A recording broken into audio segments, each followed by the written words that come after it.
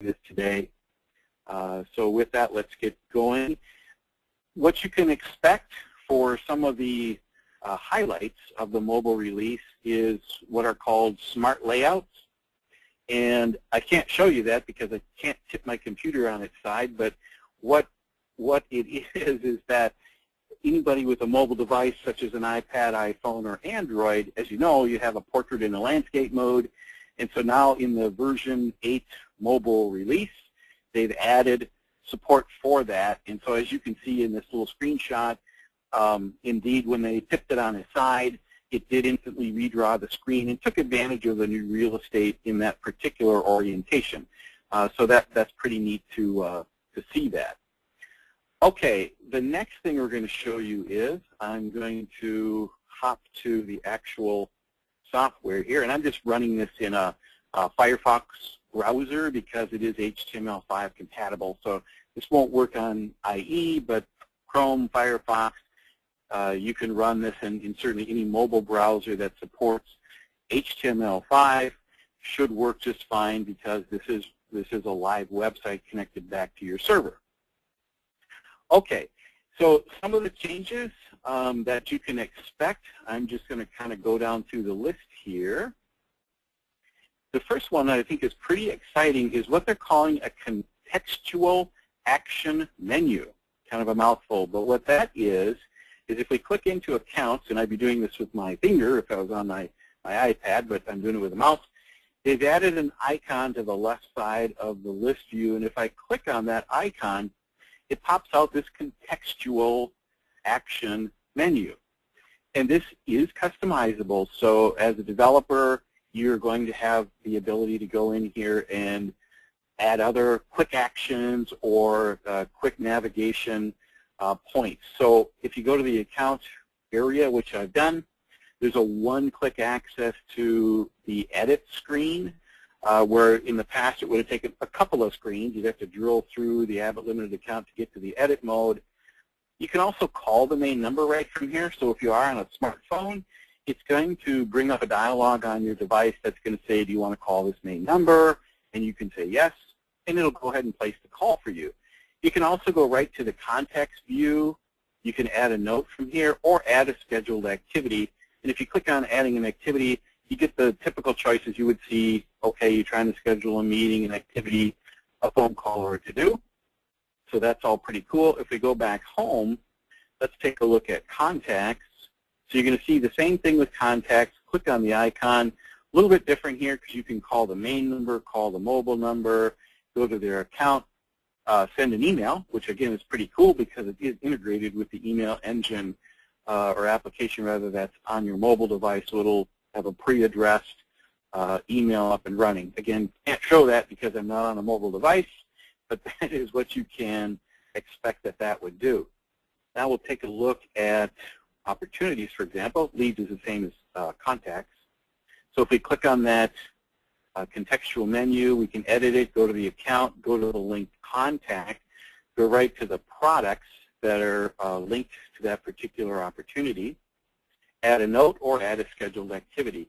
So again, this is what you get out of the box, and this is part of the customizable area now within mobile. So if you have specific things or custom views or something maybe that you've added to your mobile website, you can make those part of this pop-out menu, which I think is pretty slick. Next thing we're going to show you is what they're calling the enhanced date picker. Another bit of a mouthful. The way that works is, so if we were to go to my calendar, for example, and click on this meet or phone call that's already scheduled, the previous versions were kind of not as well polished as this. The date picker was a little weird. And so the new one, if you click on this calendar icon over on the right-hand side, it makes this really easy to do, again, with your fingertip because you can just push the plus or minus, and it's going to go up and down based on that entry. Or you can also choose a drop-down, as you saw here. If I click on that little down arrow, same with the clock, and then you can toggle AM and PM, by touching on that particular area of the screen. So throughout the mobile client, wherever there's a date picker for something that you're going to add to the system, this is what you can expect, a much more Apple type of interface, which I think is pretty neat versus the old one, which was a little clunkier. Next thing we're going to show, bear with me a second here, is where's my little list? Support for events. And in the past, the mobile client did not have or did not support events. And events are activities that are not timed. They're all day long. And so it didn't support that. And so in the new mobile client, it does support all-day events if you should happen to choose one of those or create one of those. The other thing it supports is multi-select pick lists. The pick lists in the previous version were single items only, and one of the powerful features of SalesLogix, as you know, is the ability to have a pick list that allows multiple selections. So I don't have an example in the out-of-the-box system, but in the development environment for this, you do have the option to make a pick list multi-select, so you can select more than one item from the drop-down pick list entries. The other thing that's supported now in mobile is roles and secured actions. And so that's something that was introduced with the SalesLogix web client, where you could actually control and create profiles of roles and secured actions. So you could do things like prevent a user from adding an account or deleting an account, or prevent them from having access to certain features and functions of the system through that role support. And that capability has now been added to the mobile client as well. Again, I can't show you that because I don't have the mobile architect running, but that is one of the new controls that's part of Mobile 8. The other thing that I thought was pretty cool that is available as a free download from Sage is what they're calling a signature capture control. And Sage has actually put that up on their GitHub site if you wanted to download that and implement that in your system. So a signature capture control enables you to embed a field or a screen, a window on the mobile client where you could ask a customer or whatever, maybe to sign a quote or a sales order with their finger. So if they're willing to draw their name on the screen for you, we can actually capture that signature right on the screen within the mobile client. Again, I can't show you that at this moment, but it is there and available if you want to implement that at no extra cost. It's just a plugin you can deploy into the system. The other thing I noticed that they've done is if we go into the Abbott Limited account, for example, they've added support for multiple addresses. And so if we scroll down now to the addresses, it's not a tab, but the addresses screen. I thought this one had more than one, but you'll see every address for a contact or an account that's in the LAN or web client is now viewable, editable, and accessible through the mobile. Previously, you only got the main one, but now that's been added as well, which I think a lot of folks will appreciate.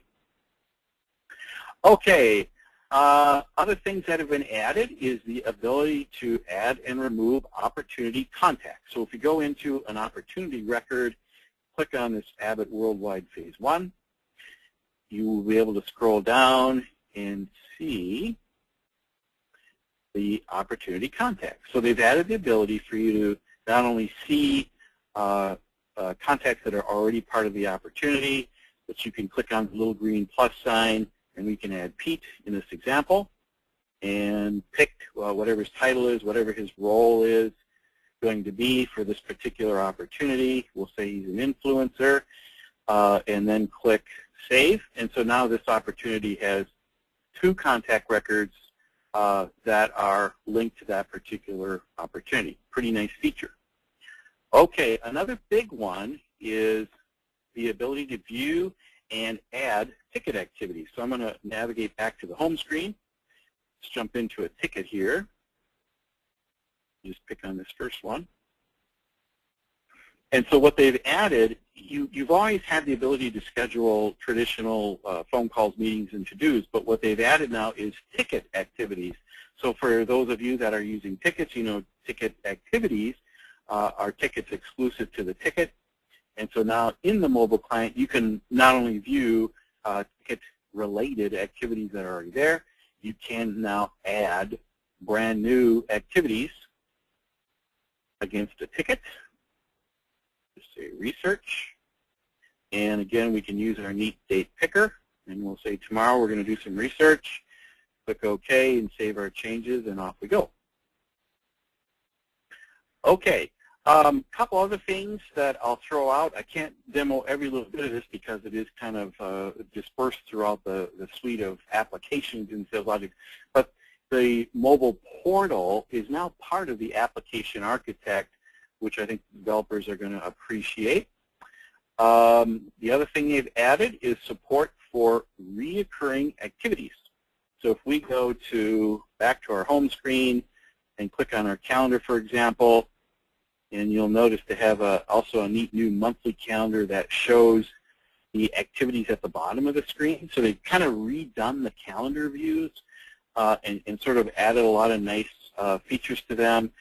For example, you can see at a glance on this monthly view how many activities are scheduled. And if you click on that particular date, the screen now shows you at the bottom, in this case, the 2 activities that are on the schedule for the 20th of September. So I think that's pretty neat.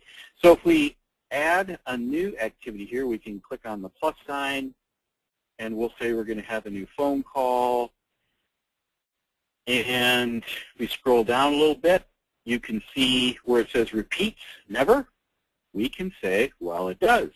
So now we can schedule a reoccurring activity daily, weekly, monthly, yearly, and so forth from the mobile client. Again, a nice new feature for folks that use that. They've added that in as well. There's also multi-regional address support that's been added. We talked about viewing multiple addresses for accounts and contacts. And the other thing they've added, I'm kind of going down my list here, jump back to the calendar. You'll see that they've added another button up here that just says calendar if you hover over it.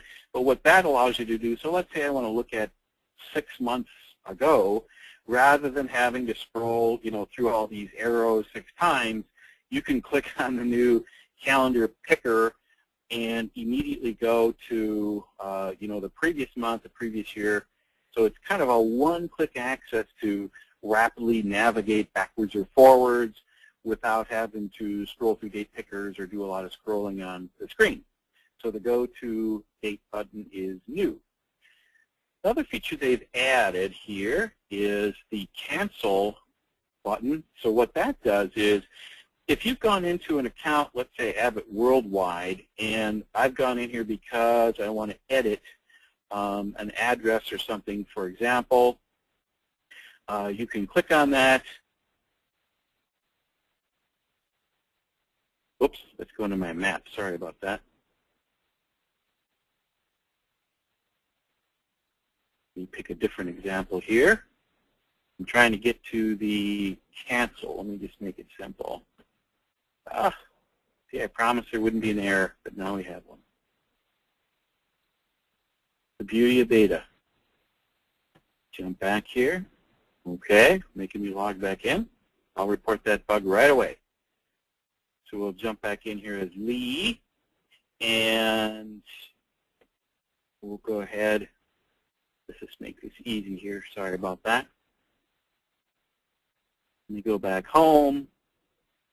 Go to Abbott again. Okay, so let's edit this. And if I put my cursor in a field, I clicked on that web address field, and let's say it's something I changed, and then I decide, oops, I didn't mean to do that. You can click on this Cancel button, and it will wipe out the data in that field to allow you to start over. So just a simple little control that makes it a little more intuitive and easy to use. Took me a while to get there, but that's what I want to show you. Okay, The other thing that they've added is support for custom keyboard types.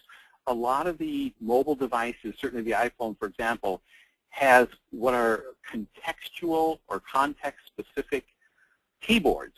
So if you, for example, click on an instant message screen in your iPhone, one of the icons that appears is the little Siri microphone. So that's a custom keyboard. SalesLogix now allows you to edit any pop-up keyboards, and you're not seeing any because I'm not on a mobile device today. But if you were using it on a mobile device, you can control which keyboard that's available for your device pops up. So those of you that use iPhones, you know what I'm talking about, that you get some specialized keys to do things like that. And so you can do, like, facilitate entering a URL or an email might have a .com key to make it simple, or maybe you're trying to enter in a phone number and you can have the number picker keyboard come up rather than the alphanumeric keyboard. Again, just some nice little shortcuts that you can add into the system to make it easier. The other thing they've added is the auto-populate of a contact or account record, or I should say a contact record that you're adding to an account. So in the past, if you added a new contact to an account, you had to type in an address for that contact. Well, probably in most cases, it's the same as the account. And so now when you add a new contact in this mobile client from the mobile client, it does automatically add the address for the linked account. And again, just a nice efficiency improvement, I would think so as well. And I think that's everything I wanted to show today. I just want to review my document real quick to make sure I didn't miss anything. We talked about multi-regional support for multi-languages and translations, which is now available in mobile. A much improved customization story. A lot of the development of the mobile site and mobile application is now done through the application architect. And we may actually have a future webinar that showcases that a little more closely. I think that could be interesting to a lot of developers out there who want to see that kind of thing. Okay, the next thing I want to show is we're going to shift gears a little bit to the cloud. So for those customers that are either on the cloud or considering the cloud, you know, I hope I don't step on any toes, but it's pretty common that we hear concerns from cloud customers that it can be a little sluggish. It's deployed on Amazon servers, as you know, and currently you would get 2 small server instances which really don't respond real well. They can get overloaded and overwhelmed a little bit, and it makes kind of the web experience a little bit slow. So we literally did cartwheels when we heard that the new cloud, which is coming out with version 8, and it's available for 754 clients who aren't going to move immediately to the cloud, you have the option now at no extra cost to upgrade to a giant box on Amazon, and they're not kidding when they say it's literally a 500% increase in CPU power. That's great, and also the latest version of SQL, 2012. But the big news is 64-bit instances that have 17 gigs of memory. So this is a very robust box rather than 2 tiny wimpy boxes that currently the clouds are deployed on. I mean, most people are fine with it, but the performance wasn't sparkling. We have one of these servers configured with our version 8 demo system on it, and it is fabulous. Talking about, if I was to kind of qualify this for you, 1 to 2 second, and I mean blink of an eye speed with version 8 running on one of these great big servers. So we think that's fabulous, and hats and horns to Sage. No increase in cost. So you get rid of the complexity of the 2 servers that you have now. 1 really big, robust box should make it easier for implementation and everything else you want to do on that cloud, including doing some development work on stuff up there. They're going to be doing backups more frequently, every 15 minutes. I think it was an every day right now, which is okay, but if your system, you know, crashes I haven't had that happen yet, but computers do crash. And so now they are going to do automated backups for you every 15 minutes. So worst case scenario, if they had to restore a server, you should be back to where you were once they recover and restore within 15 minutes, which is pretty darn reasonable. Probably more frequently than anybody's doing their on-premise system, I would guess. Okay, that's all great. So let's see. Multi-language, Unicode. There is a built-in now ERP integration for X3, and soon to be other Sage ERP solutions are coming, and also support for load balancing, so that if you have a very large cloud implementation, and they do actually have some very large ones now, they also are going to be able to implement load balancing, which we think is pretty neat. The next thing, or the next slide talking about cloud, again, I can't really show you this, but I think it's neat to tell you. They're expanding their monitoring and reporting and having proactive alerting built in now. So in theory, they may be able to tell you something's wrong before you even notice it, which would be ideal. So we think that's pretty cool. They also have usage tracking. User adoption is always something to be concerned about with any CRM or software package, and so now they have usage tracking available, so you can see what kind of usage is happening on your SalesLogix Cloud server. Enhanced disaster recovery, including failovers. That's something that's been asked for quite a bit from our clients, so they're improving that. Not a whole lot of details yet, but this stuff is coming and it's real. And then they're also going to be supporting hybrid cloud CRM and on-premise ERP. Again, they have that now for X3, and that is on the roadmap with version 8 in the cloud for the mass products as well, probably starting with Mass 500, I would guess. So that's all neat stuff as well.